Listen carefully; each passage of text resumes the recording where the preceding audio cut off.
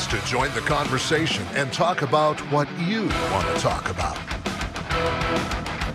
Call the Jackson Electric Open Line at 672-KROE. That's 672-5763. Now, your hosts on the Jackson Electric Open Lines, Steve Sisson and Floyd Whiting. Good morning and welcome to the Jackson Electric Open Lines. I am Floyd Whiting. I'm here with my friends Steve Sisson, Trevor Jackson, and Mr. Aaron Linden. We are your open line guys. Give us a ring, 674-4443 or 672-5763. Now, the topic this week, something we've talked about before, Steve. Oh, yeah, but it's been a while. It's been a while. Yeah. But I think this time around, there's a lot of new information. Mm-hmm. There's a lot of things that have happened. Yep. So let's take a look at the poll. What was the poll question? Do you support federal funding for EV charging infrastructure? And we had several options on there, yes and no, but we had a couple different no's because, yes, obviously, if you support it, you support it. No, but there's a couple of ways you could go. You could say, no, we support it, but it should be privately funded. And then the other option is, no, just don't spend any money on EV charging infrastructure. And then we had the obligatory undecided as well. And the results of that, 43% said no money should be spent on EV charging infrastructure at this time. That was the largest vote. 33% said no, it should be privately funded. 22% supported the federal funding, and then 2% undecided. So if you put the no's together, that's 3/4 of those saying we should not be spending money on EV charging infrastructure. Well, now, before I go much further, Aaron, what do you think? I think it's all about location. Because I'll tell you this, if I'm in LA, Chicago, New York, Minneapolis even, I would totally buy a Tesla. Mm-hmm. But you hook up a 4-place horse trailer behind an EV truck and go to Cody. Yeah. You're not making it. Yeah, yep. No. And it's around here, I think it's a neat idea. I think it's ridiculous. Yeah. I don't want to drive to Billings, charge my car for 4 hours, go shopping, charge it again, and come home. I mean, around here, it just does not make sense to me. Well, according to the National Law Review earlier this year, a new $5 billion National Electric Vehicle Infrastructure Formula Program was established under the Bipartisan Infrastructure Law. This program is going to provide funding to the states to help the strategic deployment of a national network of 500,000 EV charging stations by 2023, with the goal of providing convenient, reliable, affordable, and equitable charging experiences for all users. I love how they word this stuff. I'm having an excellent charging experience. It sounds like the most beautiful thing ever known to man. Right? Let's throw some flowers on it. It makes it prettier.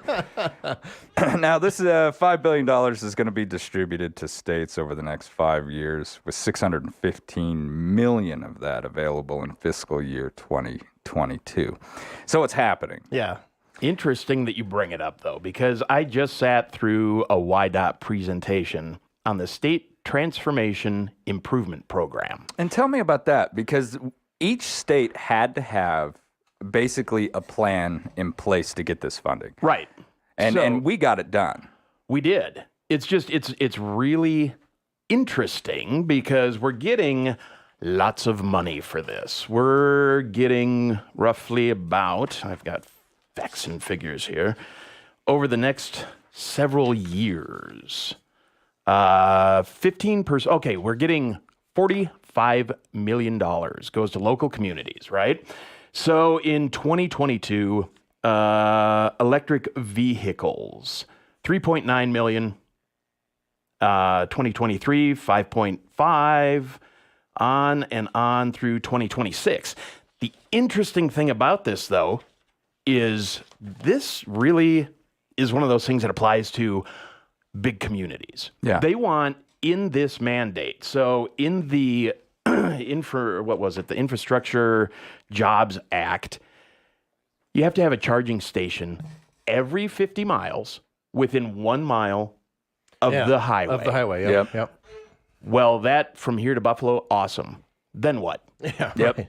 I mean, here Buffalo to KC is more than 50 miles. Buffalo to Gillette is more than 50 miles. Where are you going to stick those things? Yeah, and where's the utility infrastructure to power them? That's the other issue. And, you know, quite honestly, electric vehicles, awesome, powered by coal. Yeah. I mean, At this really, point, yeah, come absolutely. on. Yeah. Absolutely. Now, to an extent, though, and I know a lot of people like to use that argument, but we're still taking carbon-causing vehicles off the road. We are, by but what's doing the that. offset in the rare earth mineral mining and that it's coming from China and they have no EPA and they're burning diesel and they're using coal? Where the batteries are made makes a big difference. Absolutely. Okay, so where are the... what's the difference, Steve? I don't know exactly, but I know that the Chinese manufacturing process is not as environmentally friendly as the U.S. Or at all. Guarantee that. So I'll put a stamp guarantee on that one. So if the batteries are made here, you're further ahead in that equation. But as Aaron said, the whole mining operation, there's a large environmental impact there. Producing an EV generates a lot more carbon than producing the gas counterpart of that same vehicle. Over its lifetime, it will probably make up for that, but not the real big ones, like the big Hummer with the massive batteries. There is so much. Oh my goodness. You're so far behind once you build that vehicle that it may never actually catch up in the equation. Especially with about 70% of the power coming from natural gas and coal. See, and this is such they're in such a rush to get all of this done, and they've got to know all of this information. Oh, yeah. So of course they do. Where's the trade-off? The smaller EVs will be ahead in the equation at the end of their expected lifetime. So you are doing something good for the environment in that respect, even with most of the power coming from carbon-causing sources. Here's the real thing, though. You know, you look at America, and we've got the EPA, and we've got the FDA, and we've got we're regulated to death. You want to do something for the environment, go to China and India, where they're burning coal and they have no controls on anything. You want to get a climate accord with somebody, go talk to them. Yeah. We're really clean here. So flipping a switch and saying, oh, we're going electric by 2025, really? What's the plan that's in place for that? You don't just make that happen. That's a 30-year goal. Well, yeah, and it's going to take at least that long for even half of the vehicles on the road to be electric. You can't produce them and sell them fast enough for that to happen. Absolutely. I mean, there's already been shortcomings in orders. I mean, there's waiting lists. You're on a waiting list. Yeah. I've got a reservation in for one of the Ford pickups. I may actually be canceling it because they've announced now that the 2023s are going to be about 8,500 more than the 2022s. And it was already to the point where I was like, I don't know if I want to spend that kind of money on a pickup because they are substantially more expensive than the gas equivalent. And what's the range? 300 miles on a good day. Right. Yeah. So, 300 miles when there's no wind. yeah. Or cold. So, and there's a chance, my daughter's getting into horses. Yeah. Towing with an Yeah, EV dude. makes no sense. Yeah. So, yeah, the more time goes on, the less it's looking like a practical vehicle for me. We might just maybe end up keeping the pickup and doing a smaller EV car for commuting to work and back. I don't know. There's other options, but I bought a motorcycle. Nice. Yeah, nice. 45 miles to the gallon. That works out. I mean, Kicks it any helps. EV's butt, come on. I owned a 1991 Geo Metro once. It was a convertible. Came equipped with a 3-banger under the hood. Nice. Yeah, most lawnmowers are bigger. And gosh, we got like close to 53 miles to the gallon on that thing. See, let's do that. I mean, let's and I know we disagree on this. Let's open the pipeline. Let's get gas down to about $1.40, and let's make cars that get 40, 50 miles to the gallon. Well, there's one good thing about EVs is that they don't contribute to the demand side of the gas price equation because, you're producing electricity from coal or natural gas. That's not oil. Yeah. So it doesn't add to the demand of the petroleum that's being used for gas. So it will help gas prices come down. But you're going to need a lot of them for it to make a substantial difference, and there's just not a lot of them out there. So, I mean, when we really boil this all the way down to what is practical, it's practical in cities. Absolutely. And I wouldn't even go as far as to say it's practical in Cheyenne. Cheyenne is a very small city. Yes, it's like the biggest one we have. But when you compare it to other cities in this nation, Cheyenne's like a neighborhood. It's like a subdivision. It's like a neighborhood. And so the use of this money could be put to, well, better use, better Absolutely. things. I mean, but I understand where certain individuals are coming from. But those individuals, to include the ones that are representing us, should be looking at our situation. And near as I can tell, Senator Barrasso does pretty good up there for us because he's trying to make people realize, look, this is rural communities. These EVs they're not practical out where we come from. And I don't think they're going to be practical. I mean, I'm sorry, but you're not seeing a lot of new cities pop up in the state of Wyoming. No, what'll make it practical is improvements in battery technology where you have larger range and it doesn't take so long to charge them. Those will be the things that will make them practical. The layout of Wyoming is not going to change at all substantially in the time that this is going to need. Well, and if you really look at it, though, I mean, this is for coastal cities, basically. Yeah. You look at the heartland of the country. I mean, you take the coasts out of it.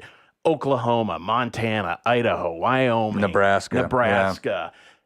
Everything is super far away. Yep. I mean, we don't think anything about driving to Billings to have lunch and grab a couple of things and turn around and coming home. Yeah, and that's what, 2.5 hours? Right. Yeah. Most people don't drive that in a week. Oh, yeah, and if you're living in a city, you probably won't drive that in a month. Right.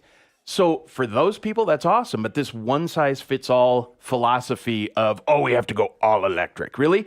Are you going to make combines electric? Are you going to make the trucks that transport all of our stuff electric? We've talked about that before. Semi-trucks, I don't see ever being electric. It Just just seems the impractical. range. Yeah. And It's all about weight, and the battery weight compared to the weight of a tank of fuel is substantially more. And now, then we really got to look at the construction industry, the road construction industry, the big dirt movers. I guarantee, It's not practical for those It's just not applications, practical. Do you want to get on an EV airplane? No, Right. that'll never happen Right. because, again, it's all about weight. Yeah. Yeah. Yeah. So it just seems like not a waste of money, but it seems like somebody should have sat down and figured out how to divvy this money out in a better way. Instead of just looking at the state of Wyoming going, well, one size fits all in this program. So either you're in, or you're out. And that's that. And I do understand that there's a chicken and egg thing going on with moving to electric. Because, I get it. Yeah. One of the reasons that road trips are practical with gas vehicles is there's gas stations everywhere. And then, of course, it only takes 5 minutes to fill up is another thing. But not having charging stations frequently enough to even make the trip is going to make it impossible to transition. So something has to come first. I'm not going to say where, but my wife and I were somewhere locally, and I saw a charging station, and I thought, no way. So we drove over to take a look at it, because I'd never actually laid eyes on one of these things before. And there's one that was working. Yeah. Right. And the other one was busted. So I was like, okay, so let's say that me and my family have made this journey across country in an EV to go to Yellowstone. First off, we're probably been stranded more than once. And it's taken you a month. And yeah. And we all had to pack light. Well, think about it, though. It's like the early days of the automobile. Doing cross-country trips in an early automobile was for the adventurous people. Oh, absolutely. Because you were going to have trouble. There weren't gas stations everywhere. The roads were horrible if they even existed. The vehicles broke down all the time. We're still kind of in that early adopter stage of EVs where if you're adventurous, you'll go on a road trip with them. And those of us who grew up in Wyoming, we know that everything, all the trends start on the outlying states, right? And they slowly work their way into the middle. Yeah. And we just happen to be almost just in the middle. Pretty much right in the middle, yeah. Pretty much the last in the middle. stop Yeah. where it closes in. When I was a kid, the latest rock and roll tape, you might see it come out on MTV. It's 6 months till it's here, baby. Right. we're waiting around. Your EV trip will be like the old, stagecoach kind of thing where you're like, well, kids, you have to walk because Yeah, we can't make it all the way. we're using too much energy here. Yeah, that's great. That's kind of where we are.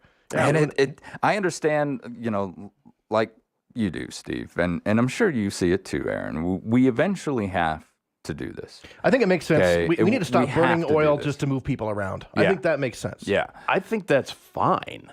But like I said, I think that's 30 years. Yeah. Start planning. Yeah. Don't just go, well, we're doing this tomorrow. It was the dumbest decision by this administration is to think that we could do this overnight. Yeah, never going to happen. Especially when it comes to, people who this administration should have been trying to win over, may have won over, except when they're like, we're going to put you out of work. Yeah, And, right. That usually doesn't go over well. No.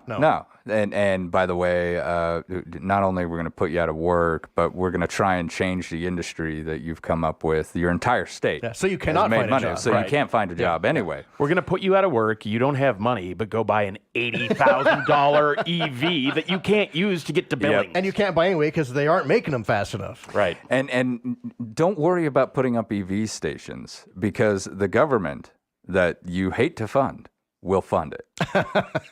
Yeah, that's not I'm going to win over hearts and minds with that one. Right. You were touching on something. There's an issue right now. You can go to any gas station and fill up your car, but the charging infrastructure being privately funded for a lot of it isn't compatible all across the board. Like you have a Tesla, you can go to Teslas or others, but you can't go to a Tesla charging station if you don't have a Tesla vehicle. And that is something that you and I were talking last week, where I thought, so does every single one of these use the exact same cord? They want to go to universal. Yeah, there is a move towards a standardized charging. But we're not there yet, are we? But it's basically everybody, and then Tesla's different. So, and Tesla's got the best charging infrastructure out there. But it's okay. It's just like all these various phones. All right. You're either this user or you're that user, right? Yeah. And you get over to a buddy's house and you're like, I didn't plan on staying here, but I'm going to crash on your couch for the. You got a phone charger? No, I use this kind. Oh, yeah. That's awesome. Yeah. So if you're driving across the country and you're at the point, you're like, we got to stop at a charging station like now. Yeah. Okay, well, you pull over. It's the only one there. No, it's an Android. It's not an It's not an iCar. And it's broken. And it's And only two of them are working, and one of them is being used. Yep. And the guy. And there's a line. Yeah. There's a line. And there's a line. All right, we got a caller. Go ahead, caller. You're on the Jackson Electric open line. Hello? Hello. I was urging people to go and take a look at SheridanCarFactory.com. That's all one word, SheridanCarFactory.com. It pertains to local market here and some of the lack of transparency is going on. There's a lot of people talking about it now and just trying to bring some awareness. Thank you. So now, lack of transparency this is a private company? If he's talking about what I think he's talking about? If he's talking about what I think he's talking about, they're making electric trucks. Yeah, public transportation and that kind of stuff. Yeah. But it's privately owned. Privately owned. So I don't know what the lack of I transparency don't have is. to be transparent when I'm privately owned. No, and I wrote it down, so I will do some investigative research. But. Yeah. When you're a private company, I don't have to share everything with you. If you're government, then I do. And you still don't. To a certain You just have to do it in a different way. To a certain extent. Right. It's like the Freedom of classified Information information is a different matter, and that's something I've always talked about. You can get the Freedom of Information Act and have a document that technically complies with it, and it's all redacted. Yeah, it's all black. Yeah, aren't those great? I've gotten a few of those in my career where I'm like, I would love to see that. It's like the. Yeah, That's it. That's all you get. Yeah. And then at the end, they thank you. No, thank you. Best regards. Okay. I'm not going to say what agency, but there was a federal agency that I was trying to get a budget from. And this federal agency is all over the state of Wyoming. So I'm really trying to get this information so that everyone kind of keeps giving me the pass around. Whether, you're going to have to talk to our guy in Denver. Okay, that's fine because he runs the whole Rocky Mountain region. I get that. I'll call him. So I give him a ring. And he was more than happy to tell me that I would never understand their budget. It's too complicated. and Floyd, I'd send it to you, but I'd have to send all these explanations as well. And I'm like, now, wait a minute. I'm a journalist in the state of Wyoming asking you for a public document. you should send this Yeah. to me. I mean, It's my job to figure it out. It's my job to figure it Yeah, out. Don't yeah. you worry about that. I look at a lot of different budgets. I'm pretty sure I can at least get a grasp over how much you spent on X, Y, and Z. This took 3 months. Wow. Back and forth with this individual. Him telling me, well, you're just not going to understand the budget. There's just a lot that goes to it. Yeah, I'm sure there is. There's a lot of numbers. It's a big organization. And they're very big numbers. Yeah, big numbers. And I get paid to sit and figure this out.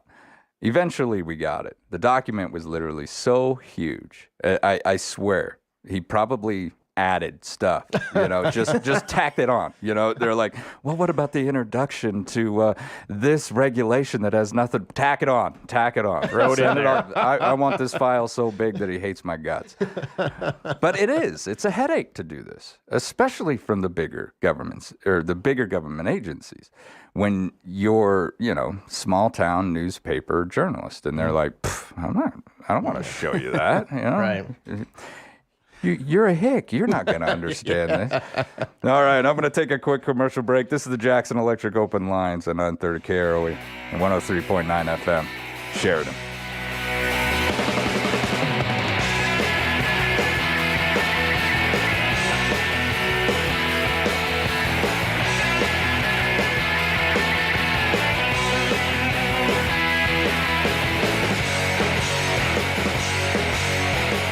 Call Jackson Electric and you'll see the light. Maybe it's as simple as adding an extra outlet. Maybe it's as detailed as wiring an industrial building.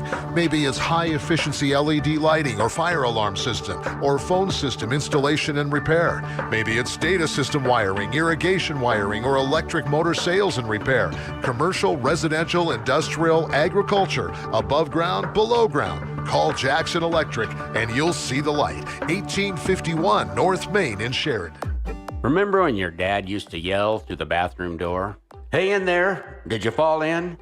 Well, if you actually did fall in, then you might need the calming, health-giving effects you can only get from the Health Nut. Aisle after aisle of supplements, vitamins, and minerals, an all-natural soup, salad, and smoothie bar, as well as a health food grocery and gift shop. So get good with the world. Be happy when you get healthy. And that starts at the Health Nut in Sheridan's 5th Street Mall. This is Ken here at Prime Rate Motors. We understand everybody's situation is different. Not everyone that comes to Prime Rate Motors is looking for a new vehicle. We also sell and install GR brand flatbed conversions and Krogman bale feeders. Looking for a trailer? We offer a complete line of GR, Wilson, Merritt, flatbeds, stock trailers, even tandem axle enclosed cargo trailers. Stop in, let's work something out. Here at Prime Rate Motors, the Super Trailer Store, or PrimeRateMotors.com. Where has the summer gone? School starts at the end of this month. Let Manny Coltisco with Century 21 help you out with some of the shopping. She's sponsoring the Back to School Sweepstakes on Sheridan Media. It's your chance to win $250 in chamber bucks. You can buy clothing, merchandise, and supplies all from local retailers. Enter the Back to School Sweepstakes presented by Manny Coltisco with Century 21 now and every day through August 25th at SheridanMedia.com. Attention collectors, take a trip back in time this Friday and Saturday, August 19th and 20th. Annie's Antiques is hosting their annual Love and Junkin Antique and Salvage Market during this year's Buffalo Longmire Days. Meet at the Bomber Mountain Civic Center on North Burritt Street to find that special treasure you may have been searching for. A great variety of timeless items will be for sale from several different vendors. Follow Love and Junkin Show on Facebook for more information. The Sheridan Farmers Market is back for another great season on Grinnell Plaza with local produce, meat, eggs, coffee, baked goods, and outstanding locally handcrafted items. Every Thursday, 5 to 7 p.m., you can find the best our hardworking local producers have to offer. Special thanks to our season sponsor, First Federal Bank and Trust. See you Thursday on Grinnell Plaza at the Sheridan Farmers Market. And remember, please leave your pets at home.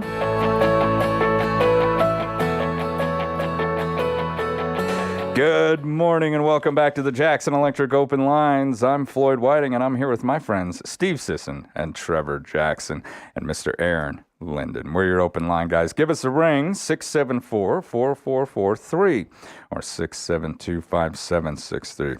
Basically this morning we're trying to talk about how practical electric vehicles would be in our neck of the woods. And to be completely honest, it's just, in my opinion, my humble opinion, it's just not going to work the way everything is set up right now. Not right now, no. I think there's some opportunity, though. There are EVs around, and I do see them on the highway. Yeah. So if we have to locate these things within a mile of the highway, a lot of historic downtown or tourist areas would fit that. Now, go ahead and finish that thought. And I'm thinking, like, you're going to be spending 40 minutes, an hour, who knows how long, charging. You don't just sit there in the middle of nowhere charging your vehicle. If you can get that thing like near Main Street Sheridan, which there's a Tesla one there, that encourages people to walk around, do some downtown shopping while they're waiting for their vehicle to charge. Yeah. And actually that 103 North Gould building that's been controversial as to what they're going to do with that, that's one of the thought processes is put them there.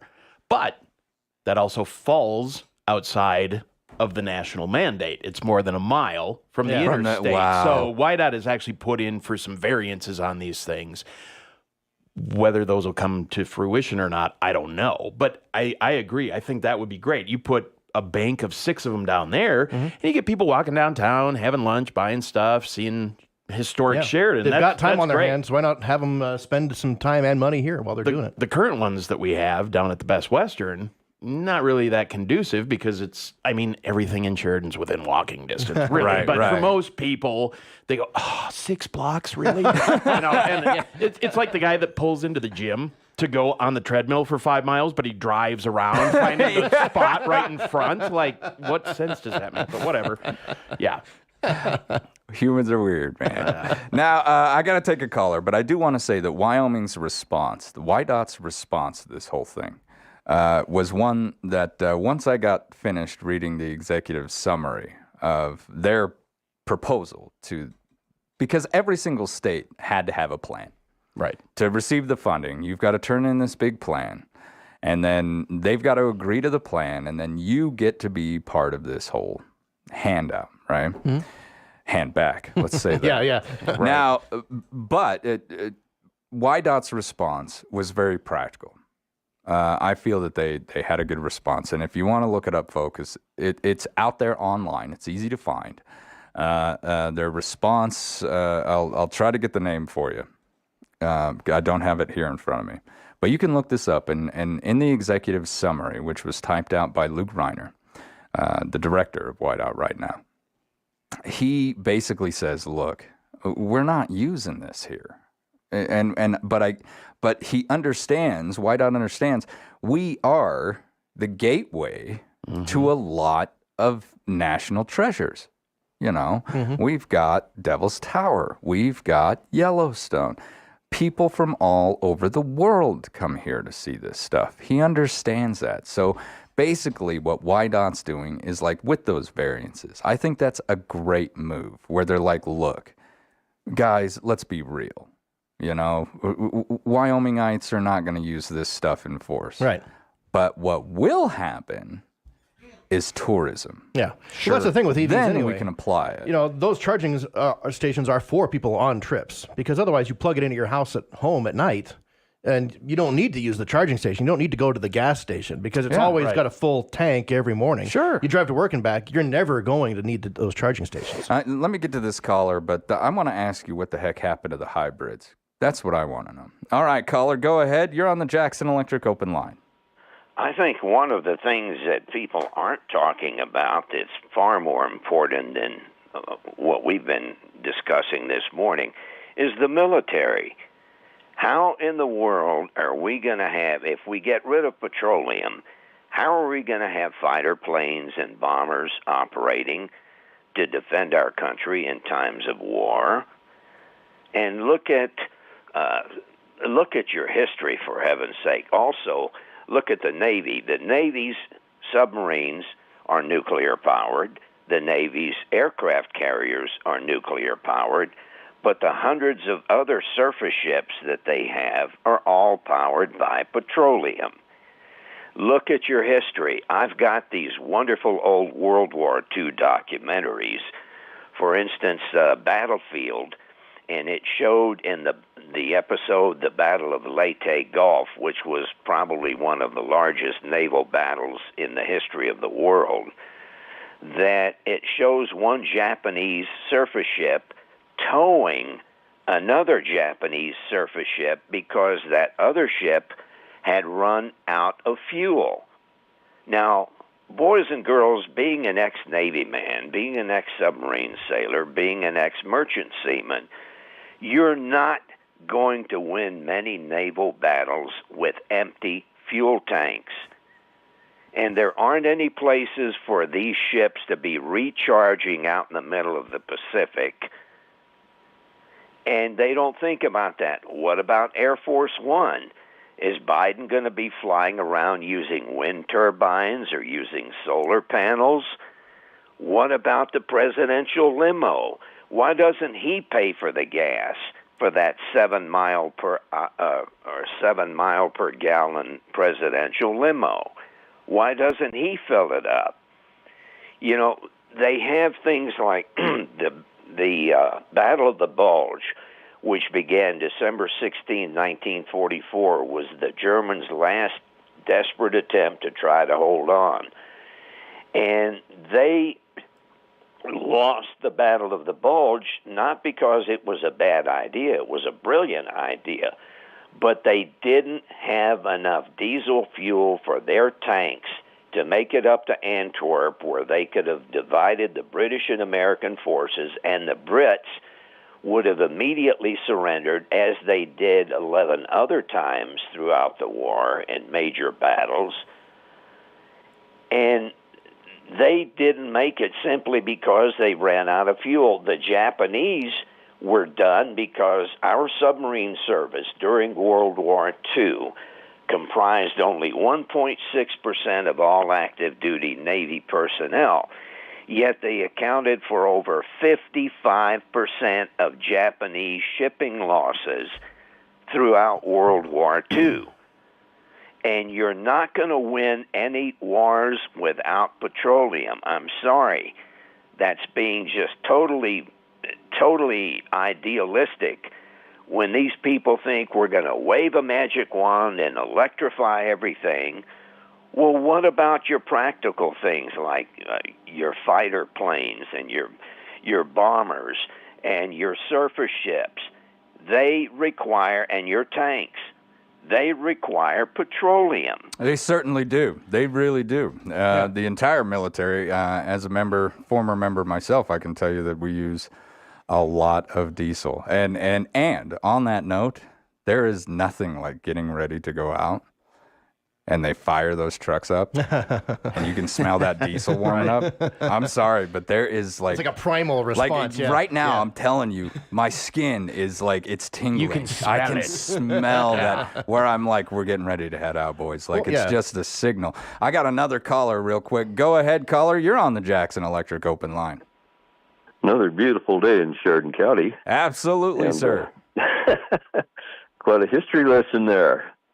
And so one of the things that hasn't been brought up here is that one of your sponsors, their Hammers, may not be too enthused about the comments about electric cars. I know I wrote a column, a humorous column, about electric cars, and then I stopped in there to check one out, and I'll tell you what, Dick was not happy.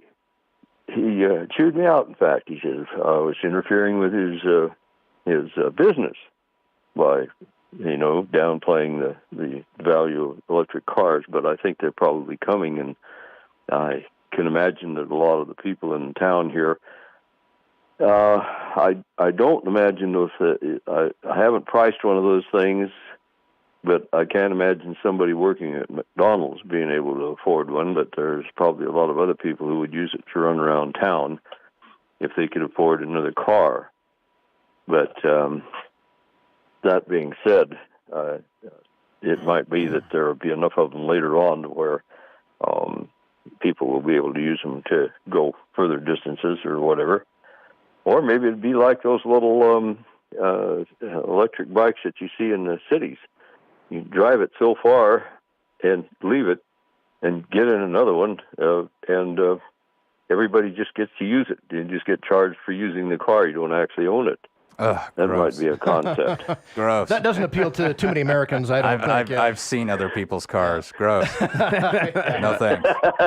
There's a reason we don't have Well, high-speed anyway, rail, too. So. No. Thought I'd throw that out there. Yeah, we've got a long ways to go, and the thing that really bothers me is that a lot of the material that goes into electric batteries is mined in China, and we're going to have to do something about those rare earth materials and pursue that. Plus, I don't believe nuclear is being looked at close enough for power. You know, I would agree with you on that one. I would agree 110% on that one. Yep. The technology has really come along, you know. We got to take a quick commercial break. This is the Jackson Electric Open Lines on 930 KROE and 103.9 FM. Sheridan.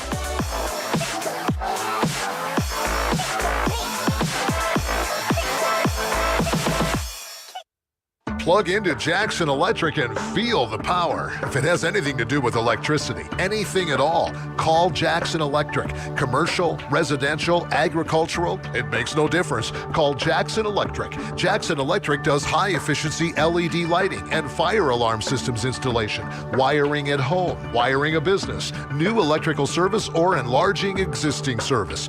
Call Jackson Electric and you'll see the light. 1851 North Main in Sheridan. This is Patrick Suker with Harker Mellinger LLC. Since 1983, Harker Mellinger has been the leading accounting firm in Sheridan. We are here to help you succeed in your business and provide services which are customized to meet your financial needs and allow you to spend more time managing your business. Call today to see how we can provide you with cost-effective solutions. Harker Mellinger, 672-0785 in Sheridan. Nashville Icons coming to Bighorn Mountain Country. It's the 2021 Forever West Songwriter Festival, August 18th through the 20th. Sparrow Wigwam, Weil Theater, and Sod Farm Festival events will host several legendary songwriters who've written hits for the likes of Brad Paisley, George Strait, Garth Brooks, Chris Young, Hank Williams Jr., Reba McEntire, and Chris Stapleton. The Forever West Songwriter Festival. Find schedule and ticket information at foreverwestfestival.com. The owners and staff at Kane's Funeral Home would like to thank the families of Sheridan and Johnson counties for choosing Kane's and allowing them to serve you during these hard times. Kane Funeral Home makes it their mission to take the stress and uncertainty out of ceremonial services. They own and operate the only crematory in Sheridan County, so your loved one is always in their care. Kane's Funeral Home. Call 673-5837 or visit them online at canefuneral.com. Sheridan Orthopedic Associates continues its over 50-year tradition of surgical excellence in Northeast Wyoming and Southern Montana with the addition of Dr. Jory Wasserberger, a Wyoming native, and fellowship trained at the Mayo Clinic in Orthopedic Sports Medicine. Dr. Wasserberger joins a team of highly rated surgeons providing spine, sports, hand, hip, knee, and shoulder surgery, joint replacement, and more, including emergency care 24/7, 365 days a year. Visit us at SheridanOrtho.com to learn more. Join your friends for the U-Cross Arts Festival, Sunday, August 28th, featuring famed Wyoming musician Jalon Crossland. Festivities begin at 4 and include local food trucks, a reading by award-winning novelist and U-Cross fellow Brandon Hobson, and an art giveaway. VIP ticket holders receive exclusive access to a pre-show reception with Jalon Crossland and Brandon Hobson, reserved lawn seating, and more. Registrations required, so get your free general admission and VIP tickets today at ucross.org.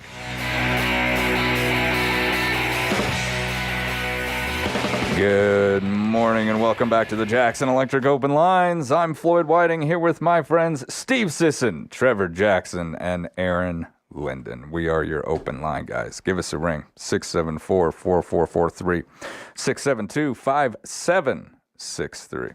We only got about 10 minutes left. We're talking about electric vehicles, folks, And, we were talking off air here, and I've got two questions. First question, why are we doing this big push now? Now, we've always talked about, like, as a nation, we want to move forward. We gotta get rid of this dependability on non-renewable resources.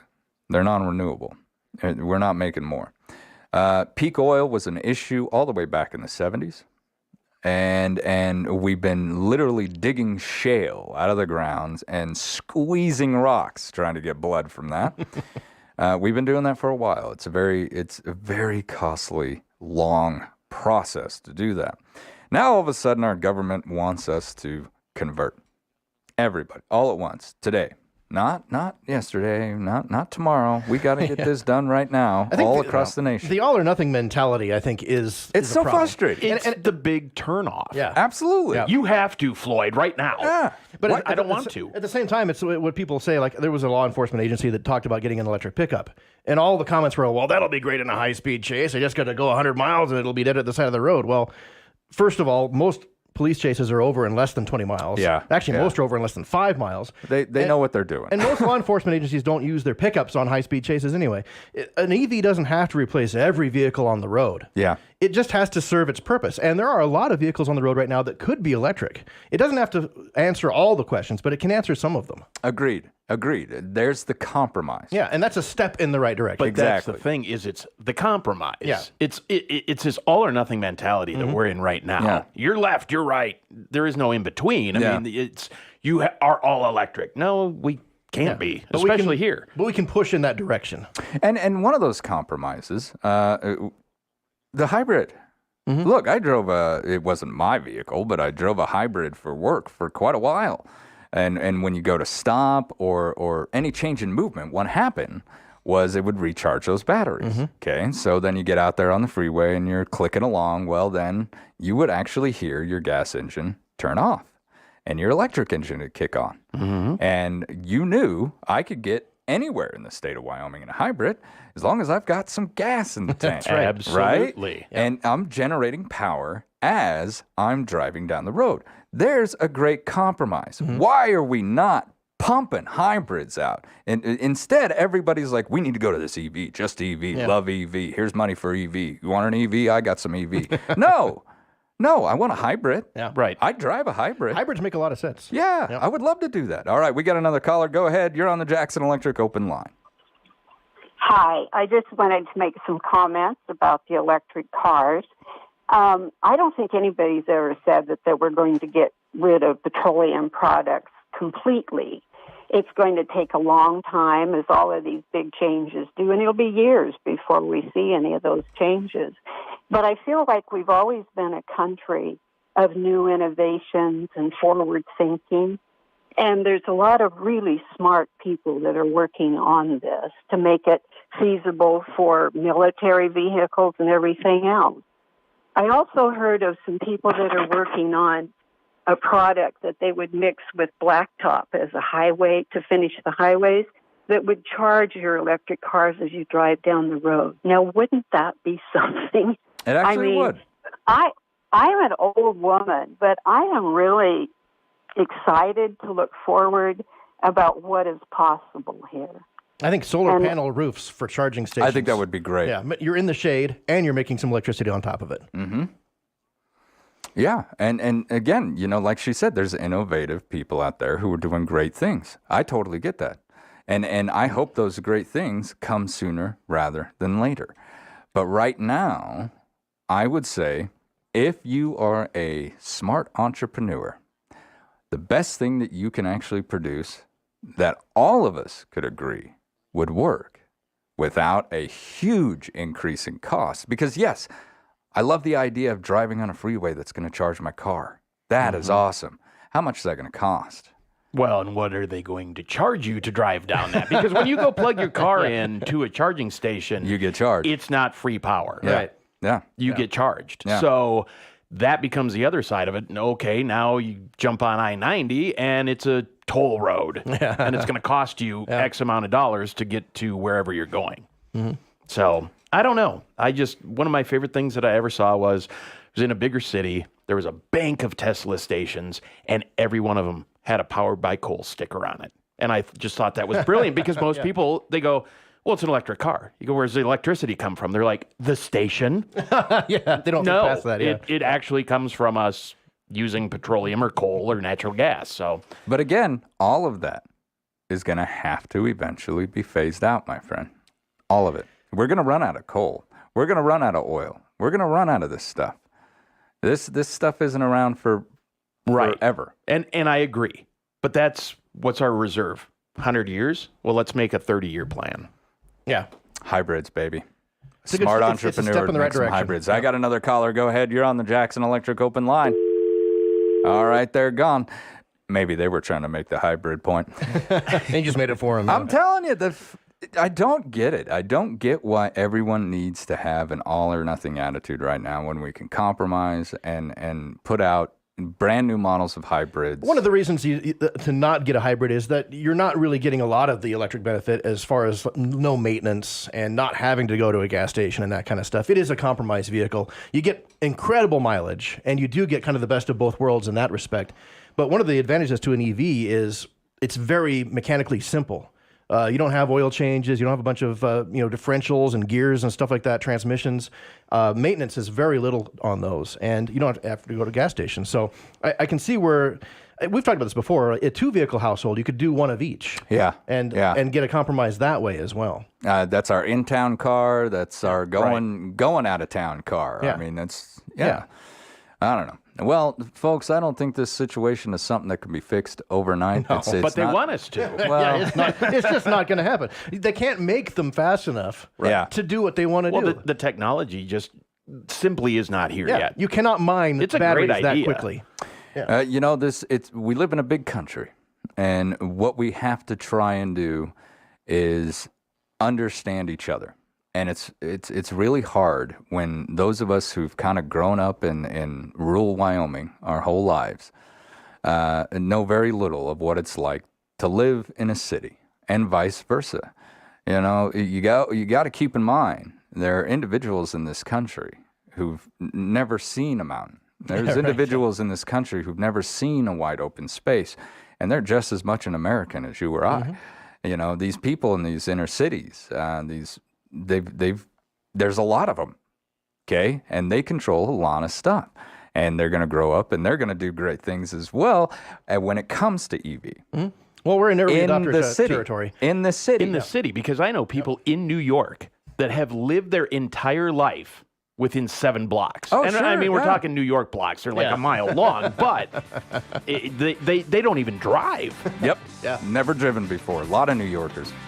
All right, this has been the Jackson Electric Open Lines on 930 KROE and 103.9 FM. Sheridan.